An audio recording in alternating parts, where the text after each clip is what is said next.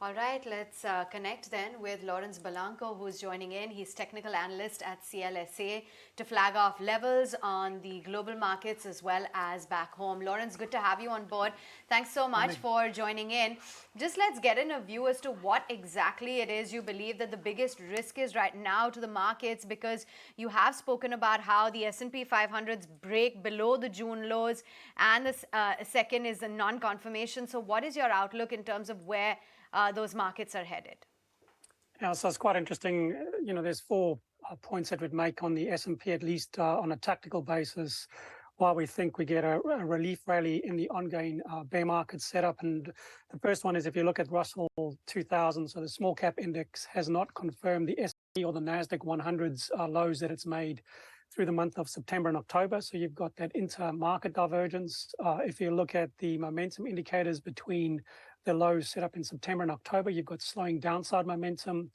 If you look at the sentiment indicators from the American Association of Individual Investors to the daily sentiment indicators, we've been at sentiment extremes, which historically have generated positive returns on a 90-day basis, 70% of the time for both S&P and NASDAQ. And then the final point that we'd make is, seasonals for the majority of global indices started to turn positive here through the fourth quarter.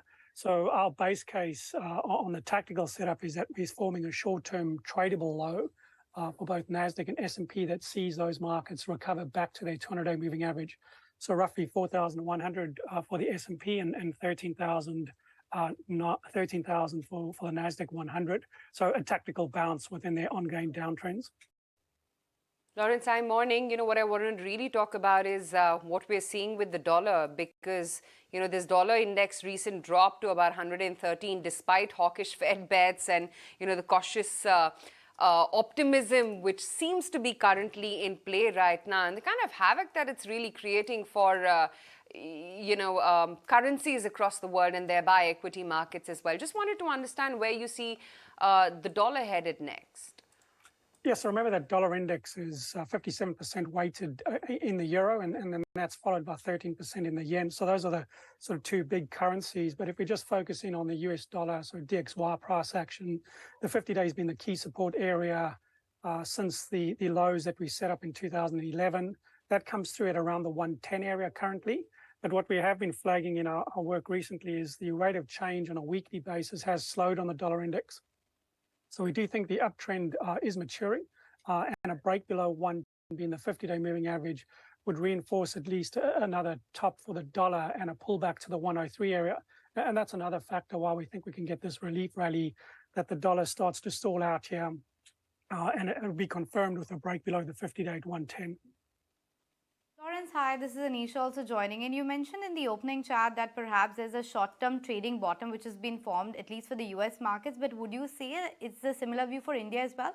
Because we haven't fallen that much in context of what's happening across the globe. So how are you looking at the Indian markets at the moment? Yeah, the Indian market's been quite resilient. If you look at it in local currency terms, we're just off the all-time highs. And if you look at it in dollar terms, using the MSCI India US dollar term indices versus the S&P, India's outperformed year to date the S&P by roughly 15%. So we've actually got a totally different chart structure, a more resilient chart structure. And basically the Nifty's been in a trading range between 15,200 and 8,200 year to date. And, with a relief rally in the US market, we can see the Nifty retesting that 18,200 area and potentially breaking out of this range.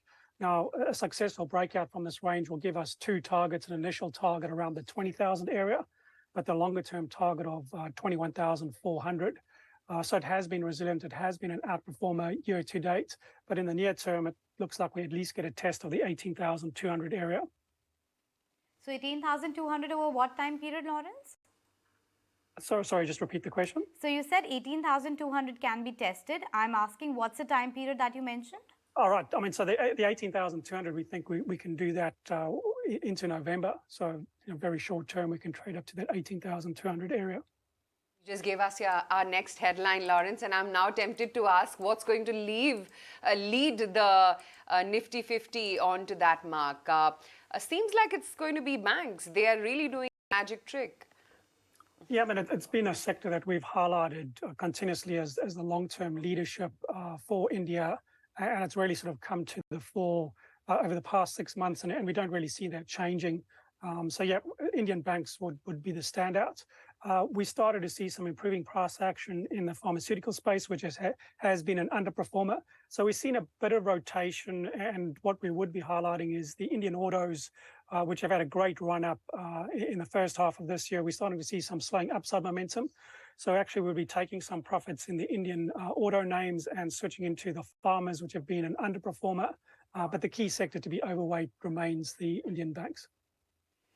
Okay, Indian banks remain the key overweight sector. But Laurence, if I had to ask you, 18,200 by November, when can we see that 20,000 magic level on the Nifty? Would you be able to give us a timeline on that as well? I mean, to get up to that 21,000 area, we'd have to have a more conducive conditions in global markets, and that would have to sort of coincide with US recapturing their 200-day moving average. But that 21,000 target is based on the trading range that we've seen the Nifty trade in year to date. So it's the trading range that sets the platform or the foundation for that next breakout leg, which gives us that 21,400 target. So that longer term target is more reliant on a more stable global picture, in particular US recapturing the 200-day moving average. The Nifty can stay in this current trading range, and as I said earlier, we can continue to outperform the US markets, even in dollar terms, as you've seen Nifty outperform by roughly 50%, 15% year to date. At the same time, Laurence, what I also want to understand is what is the biggest risk, according to you, that you foresee right now? Is all the negative in the price? Because, the street still seems pretty divided on whether the US is headed for a recession or not, what the Fed is going to do next on rates, and then the repercussion, of course, in equity markets thereby. Yeah. So from a chart basics, the key macro market we're looking at is credit spreads. What we've seen historically is when we see those credit spreads accelerate, the markets globally become vulnerable to a liquidity events, which typically creates a Delta One environment. And what I mean by that is that everything falls together. There's no real opportunities for rotation or outperformance like you've seen from India this year. So the key credit spread that we track is the bar cap US corporate high yield minus US 10-year yield.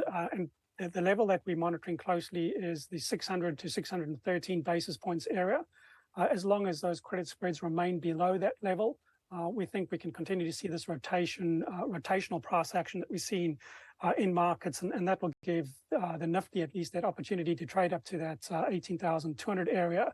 But if credit spreads had to blow through 69 basis points, there's a risk that we do see a liquidity event that gets markets selling off in unison and no option to do any rotation. If I had to ask you, which are your top 2-3 trades at the moment globally across asset classes, what would that be? Long dollar, long bonds? What's the top 2-3 tactical trades that you're looking at?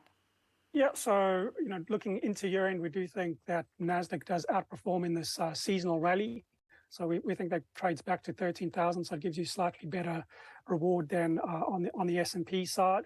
At the same time, we think the yen can pull back from current levels, looking for a pullback towards the 140 area. And the final ingredient to put into that is that the 10-year yield has to stay capped at the 4% area, and that would make the US T-note a trading bar here, also for recovery in this fourth quarter rebound. Laurence, I'm tempted to ask you what happens to the Nasdaq. What is it that you foresee in the charts? Because it's come out of a painful period. Right now, of course, we're seeing an in-sync move up, and so is the case sporadically with Indian IT as well. But just purely because of the sentimental rub-off that any crash on Nasdaq has on Indian IT and the kind of sentiment right now which is prevalent, wanted to understand what you foresee for not just Indian IT but global IT stocks as well. Yeah, look, I think the longer-term conclusion that this is just a relief rally, a bear market rally, rather than the ultimate low for the Nasdaq. So it's a tactical trade back to 13,000, but that's where we see the biggest upside for that tactical level. In the first half of 2023, we do expect to see a re-break of the June and September lows that we're trying to base out at currently. So again, this is a rebound within an ongoing downtrend is the conclusion that I'd see. And I think the Indian IT stocks, after forming pretty significant peaks in the first half of this year, again, limited to a rebound back to those breakdown areas before the downtrend resumes. Okay, Lawrence, so it's a bear market rally and not a sustainable up move. At least in the near term, we're not out of the woods. That's the word coming in for NASDAQ. But I was reading your earlier comments on the commodity cycle as well, wherein you talk about how it might be a long-term commodity cycle, bull cycle that we might be into. Do you want to talk to us a bit more about that? Where do you see crude headed? Where are we in the commodity cycle at the moment?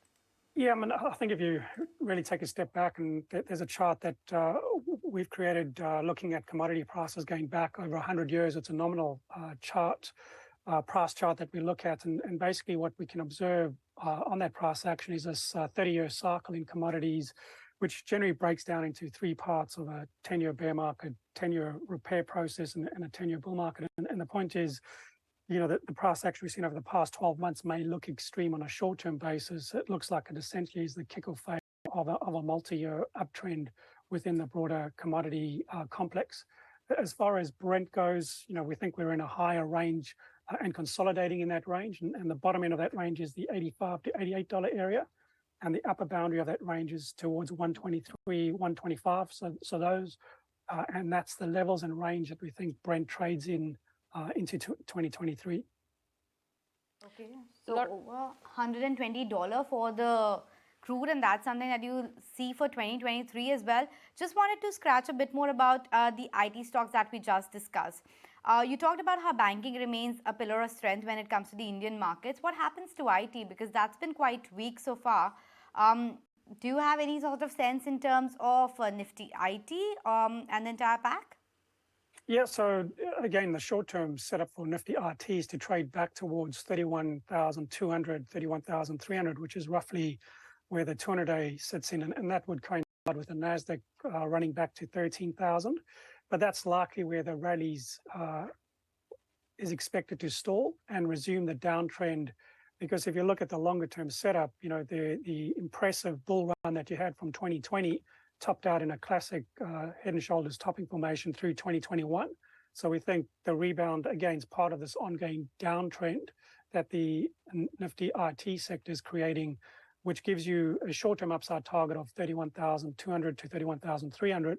But ultimately, we roll over and we break below 26,200 into 2023. Lawrence, I'm not sure how micro you're delving into India markets, but we are seeing emergence, a lot of newer sectors take place. Defense, for instance, you know, if I bring up any chart here, they're all sitting at life highs for themselves. In the year gone by, underperformers like ITC have made a very solid comeback. Within autos as well, we are seeing newer names now stand at 52-week highs. Sporadically, you're seeing within pharmaceuticals as well, you know, while it's a very divergent sector, but you are seeing some of the stocks sit at life highs. I wanted to understand, outside of the pockets of IT and banks, where is it that you're scouting for opportunities when it comes to India and looking at attractive charts? Well, like I said earlier, the most interesting place that's developed in the short term has been the broader pharmaceutical space, from the drug producers to the hospital names, where we've seen fresh breakouts. So if you're looking for sort of fresh ideas, we're really sort of looking in the pharmaceutical space right now. Having underperformed for the greater part of this year, we're starting to see some leadership develop from there, and breakouts of trading range that vary from 3 to 12 months. So that's a space that we'd look at for new opportunities. Lawrence, what about China? It's been beaten down quite a bit. The Hang Seng Tech Index has seen quite a bit of correction this year as well. Is it fair to completely write off that geography, or do you think it can be in for a very sharp rebound as well as things open up, as the headlines keep coming in from the Chinese Congress as well? Well, I mean, I think it's probably the biggest pain trade into year end, because it is under-owned and no one really wants to get involved there. So, you know, we've been looking at the Hong Kong short selling turnover versus total turnover. and the short selling turnover is sitting at roughly 18% this year versus 13% last year. And this is in an environment that total volume in the markets dropped by 26%. So, any kind of positive news we think can trigger quite a violent short squeeze that can see the market rally quite sharply into year end. And what could exacerbate that is all the underweight positions that we do have in emerging markets that end up chasing that market higher. The other interesting observation would be that the Hang Seng Tech Index, while it's been weak since June, it hasn't made a new low below the March 22 lows versus the Nasdaq, which has made fresh lows for its downtrend of the January high. So there has been a development of divergence between the Hang Seng Tech Index and the Nasdaq for that matter. So there are some warning signs that we shouldn't be really chasing the Hong Kong market lower at this point, and there is a great risk of a sharp short covering rally into year end. Thank you so much for taking time out and giving us those views, Laurence. So that's